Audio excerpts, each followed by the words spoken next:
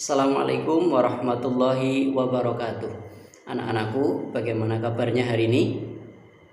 Insya Allah sehat ya. Alhamdulillah. Kalau memang sehat, mari senantiasa jangan lupa untuk bersyukur kepada Allah Subhanahu wa Ta'ala, karena Allah lah yang memberi kita nikmat sehat, memberi kita kesempatan, memberi kita kemampuan, sehingga alhamdulillah pada kesempatan kali ini kita masih bisa bertemu kembali walaupun lewat virtual atau lewat online untuk bersama-sama belajar pendidikan agama Islam.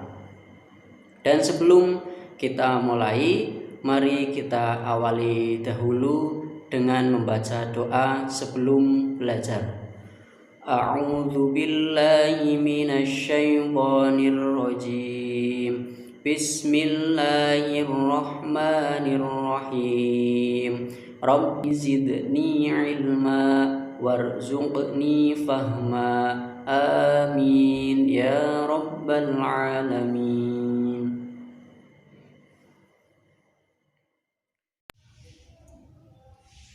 Nah, anak-anak kelas 4, untuk pembelajaran kita pada kesempatan kali ini, alhamdulillah kita sudah sampai di pelajaran 10, yaitu tentang kisah keteladanan Wali Songo. Anak-anak, apa yang kalian ketahui tentang Wali Allah? Siapakah mereka dan apa saja keistimewaan mereka? Wali Allah di dunia ini jumlahnya banyak, tetapi dalam pelajaran kali ini yang akan kita pelajari hanyalah Wali Songo. Untuk mengetahui siapa para wali Allah itu dan apa saja yang menjadi kisah teladan dari Wali Songo, maka kalian nanti dapat menyimak pada pelajaran kali ini. Semoga kita bisa mengambil hikmah dari pembelajaran kita kali ini. Yang pertama, siapakah wali Allah itu? Al-Quran menjelaskan bahwa wali Allah adalah orang yang beriman dan bertakwa. Di samping melakukan hal-hal yang wajib, para wali Allah senantiasa melakukan hal-hal yang sunnah serta menjauhi hal-hal yang makruh. Allah Subhanahu wa Ta'ala berfirman, A'udzu billahi minasyaitonir rajim. Bismillahirrahmanirrahim. Ala inna awliya Allahi la khaufun alaihim walahum yahzanun alladzina amanu wa kanu yattaqun. Yang artinya, ingatlah wali-wali Allah itu tidak ada rasa takut pada mereka dan mereka tidak bersedih hati, yaitu orang-orang yang beriman dan senantiasa bertakwa. Quran surat Yunus ayat 62 sampai 63. Lantas bagaimana keimanan wali Allah? Apa saja keutamaan mereka? Nah, maka untuk mengetahuinya, mari kita ikuti penjelasan selanjutnya. Yang selanjutnya adalah keimanan wali Allah. Keimanan yang dimiliki wali Allah Subhanahu wa Ta'ala tidak dicampuri oleh kesyirikan. Mereka tidak mengakui kekuatan lain, misalnya batu, keris, tombak, senapan, dan lain-lain yang merupakan perbuatan syirik. Allah Subhanahu wa Ta'ala berfirman, A'udzu billahi minasyaitonir rajim. Bismillahirrahmanirrahim.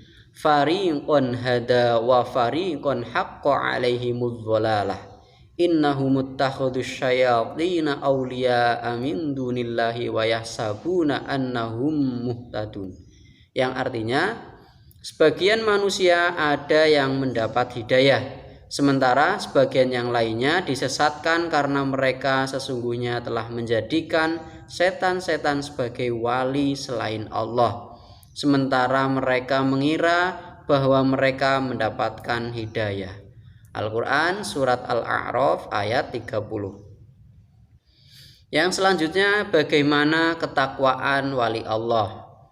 Keimanan atau ketakwaan para wali Allah tidak sekedar pengakuan, tetapi ketakwaan dan keimanan mereka menghasilkan sesuatu yang luar biasa, yaitu keyakinan yang sungguh-sungguh terhadap Allah Subhanahu wa Ta'ala. Mereka melakukan apa yang diperintahkan oleh Allah dan menjauhi apa yang dilarang oleh Allah. Mereka tidak hanya melakukan hal-hal yang diwajibkan agama, tetapi juga menjalankan amalan-amalan sunnah. Mereka menghindari perkara yang makruh dan menjauhi perkara yang diharamkan oleh Allah Subhanahu wa Ta'ala. Yang selanjutnya kita masuk di kisah teladan Wali Songo. Ya, maka kalau namanya Wali Songo berarti ada 9. Nah, kita masuk yang pertama, yaitu kisah teladan dari wali Allah yang pertama, Sunan Gresik. Ya, pasti diantara kita sudah sering mendengar ya perihal Wali Songo. Kemudian bahkan hingga saat ini kita sering mendengar dan melihat orang-orang yang datang berkunjung ke suatu daerah di Jawa untuk melakukan ziarah ke makam-makam para Wali Songo. Salah satunya yaitu makam Sunan Gresik. Lalu, tahukah kalian siapa Sunan Gresik itu? Kenapa banyak peziarah yang datang untuk berziarah ke makam Sunan Gresik? Nah, berikut akan kami sampaikan mengenai kisah Sunan Gresik, dimulai dari biografinya hingga metode atau cara yang digunakan untuk menyebarluaskan ajaran Islam. Pertama, tentang biografi Sunan Gresik. Nama asli dari Sunan Gresik yaitu Maulana Malik Ibrahim. Sunan Gresik biasa dipanggil dengan kakek bantal atau Syekh Maghribi. Sunan Gresik merupakan salah satu orang yang termasuk dari Wali Songo dan orang yang pertama kali menyebarkan ajaran agama Islam di Pulau Jawa. Sunan Gresik merupakan putra dari daerah Samarkand, Uzbekistan ya, Asia Tengah. Salah seorang ulama besar yang bernama Maulana Jumadil Kubro merupakan ayah dari Maulana Malik Ibrahim. Nah, tahu ya Syekh Jumadil Kubro, tentu tahu, orang Semarang pasti tahu. Sunan Gresik merupakan pencetus dari nama Wali Songo yang artinya 9 ulama yang menyebarkan ajaran agama Islam. Ketika Sunan Gresik tinggal di negara Champa atau Kamboja, Sunan Gresik bertemu dengan istrinya. Maksudnya bertemu dengan seseorang yang kemudian menjadi istrinya. Kemudian dari merekalah lahir Raden Rahmat atau yang kita kenal yaitu Sunan Ampel, dan putranya yang kedua adalah Sayyid Ali Murtadho. Istri dari Sunan Gresik merupakan seorang putri raja. Kira-kira pada awal abad ke-14 Sunan Gresik lahir di Samarkand dan Sunan Gresik wafat pada tahun 1419 Masehi atau 882 Hijriah, dan dimakamkan di desa Gapuro Sukolilo, Gresik, Jawa Timur. Nah, kalau mau berziarah ke Sunan Gresik ada di desa Gapuro Sukolilo, Gresik, di Jawa Timur.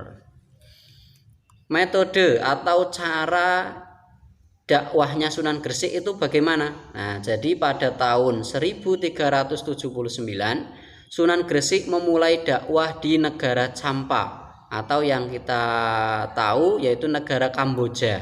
Nah, setelah itu kemudian setelah di daerah Kamboja tadi, kemudian Sunan Gresik ingin melanjutkan perjalanan dakwahnya ke tempat lain dan menyebarluaskan ajaran agama Islam.